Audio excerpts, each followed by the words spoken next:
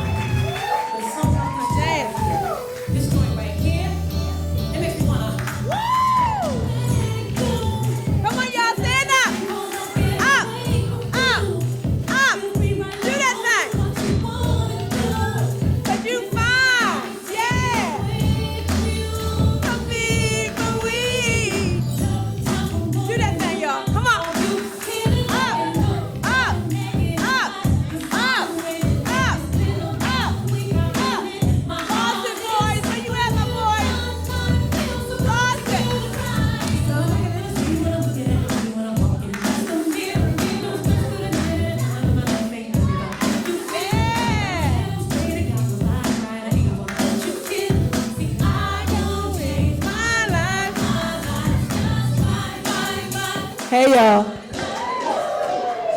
I said, look at this stage. I don't have no space. I can't move. I'm going to move because I got to move. How y'all doing? So, I stand on the shoulders of great educators in honor and respect for their work, for their successes, for their failures, for their challenges. My mama, my grandmama, Ida B. Wells, and Fannie Lou, and all the people who come before us and who've done this work.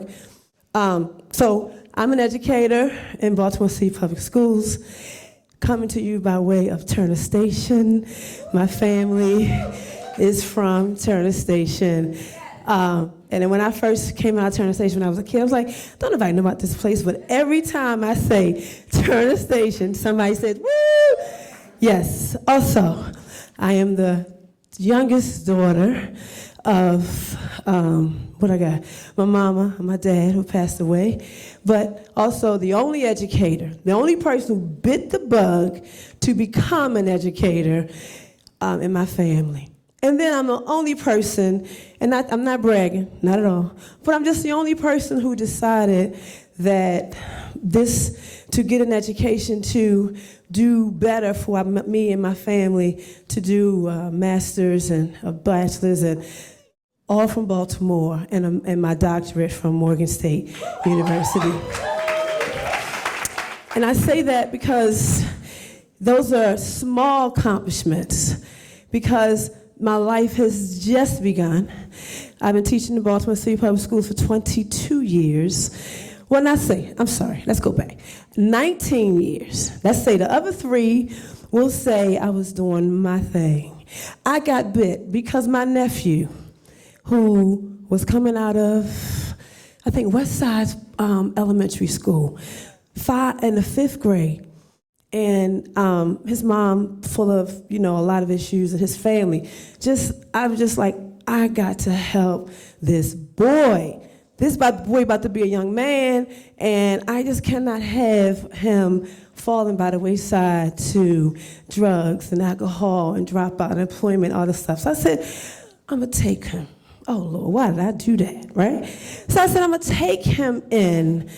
I'm gonna homeschool him. Now, I was not a teacher then, okay? I was a business major, I was an accountant, I was doing numbers, because when I left Northern High School in 1982, I said, I'm going to be counting the money, because my family needed some money. So I figured, hey, I'll just count the money. If I count the money, maybe I'll make the money, right? So, not so.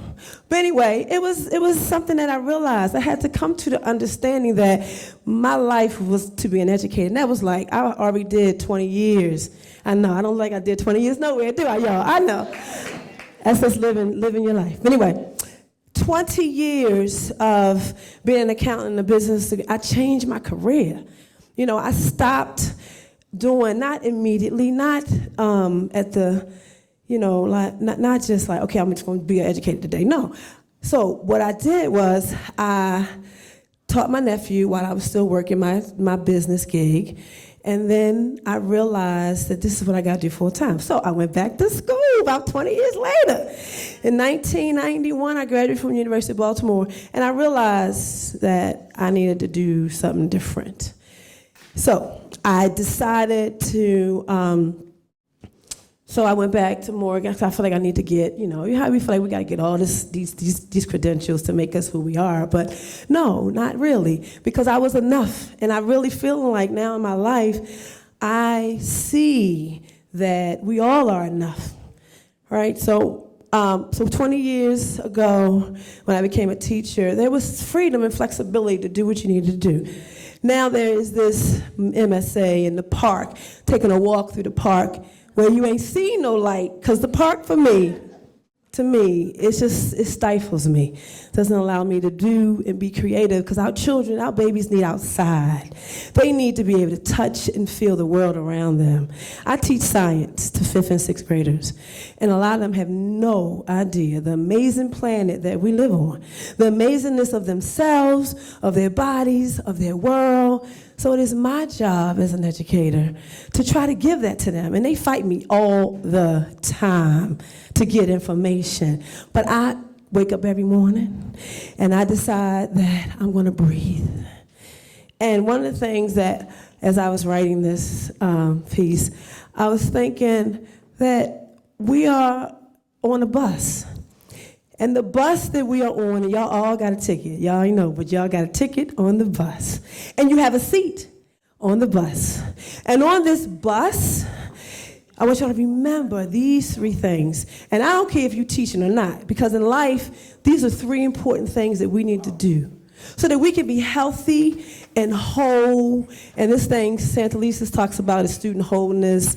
I'm like, you can't have students that are whole if you got people who teaching students that are not whole. If you have educators that are not whole. And this is my first year in the last 20 years that I'm with people who got mental health issues. I mean, my partners across from me and behind me and around me, and the people that I work with are struggling.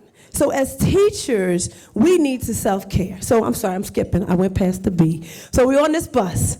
So the B stands for breathe. I need all of us just to breathe. And I would like for y'all to take, if I could use both my hands. Use your hands right now and take a deep breath in.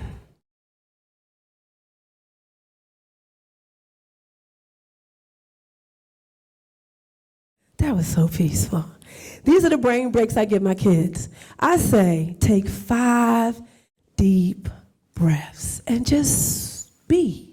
Because even though I got this curriculum I have to do, and I have these things I have to do, and I have my checklist, and I have my lesson plan, and I was like, I need my plan in my hand. And they said, no, you can't have your plan. I said, dang.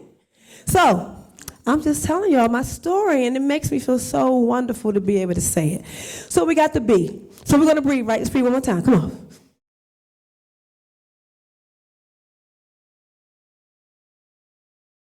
And that's the level of peace that I like to have in my classroom. Y'all such good students.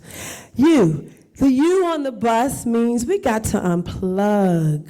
Meaning, when I leave my phone at home, sometimes I do it about twice a week. I was like, dang, left my phone home. I say, you know what? That phone gonna stay home.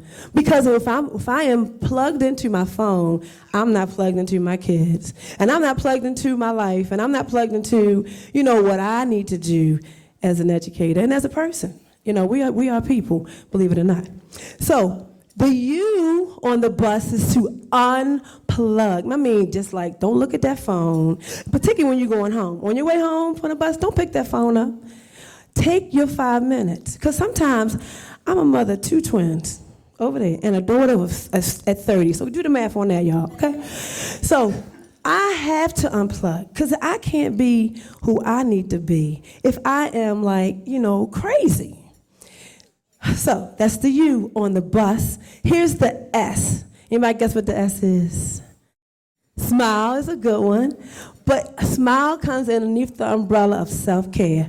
You got to take care of yourself. And when I say take care of yourself, I mean take care of yourself in a selfish kind of way. Yeah, I need my 5 minutes. Yeah, I need my 10. Matter of fact, I'm taking my whole lunch and I will not be back until 12:45, which is what I got to do so many times. Because sometimes I forget to go to the bathroom, y'all.